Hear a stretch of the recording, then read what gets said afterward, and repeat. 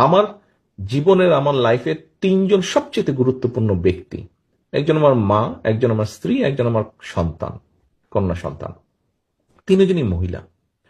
খুব স্বাভাবিকভাবেই আমি যেই পরিস্থিতির মধ্যে দিয়ে, আমি ব্যক্তিগতভাবে যেই পরিস্থিতির মধ্যে দিয়ে গিয়েছি গত 15 বছর, আমার মতন আমার বহু নেতাকর্মী এই পরিস্থিতির ভিতর দিয়ে গিয়েছেন, অত্যাচার, নির্যাতন, বিভিন্নভাবে হ্যারাস হয়েছেন, বিভিন্নভাবে কষ্ট ভোগ করেছেন।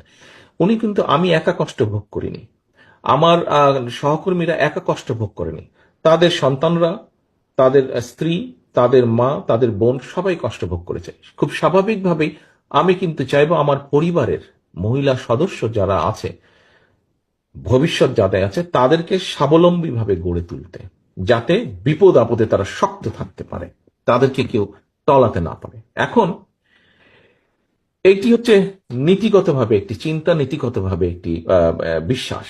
নিশ্চয়ই আপনারা শুনেছেন যে ফ্যামিলি কার্ড নামে একটি কার্ড আমরা ইন্ট্রোডিউস করতে চাই। ফ্যামিলি কার্ড কথাটা নিশ্চয়ই এর মধ্যে কয়েক জায়গায় বলেছি, পত্রপত্রিকায় কম বেশি এসেছে, আপনারা শুনেছেন, নিশ্চয়ই পড়েছেন, দেখেছেন, শুনেছেন। এখন কি ফ্যামিলি কার্ডটা? এখন এই যে ফ্যামিলি কার্ড, এটি একটি আমাদের চিন্তা, একটি পরিকল্পনা। দেখুন, আমি ব্যক্তিগতভাবে মনে করি যে বিভিন্নভাবে হোক, আমাদের প্রান্তিক পর্যায়ে যারা মানুষ, তাদেরকে স্টেট থেকে একটা সাপোর্ট দেওয়া উচিত। আমাদের ধনী গরিবের বৈষম্যটা ক্ষেত্র বিশেষে অনেক বেশি। আমরা রাষ্ট্র থেকে যদি প্রান্তিক মানুষগুলোকে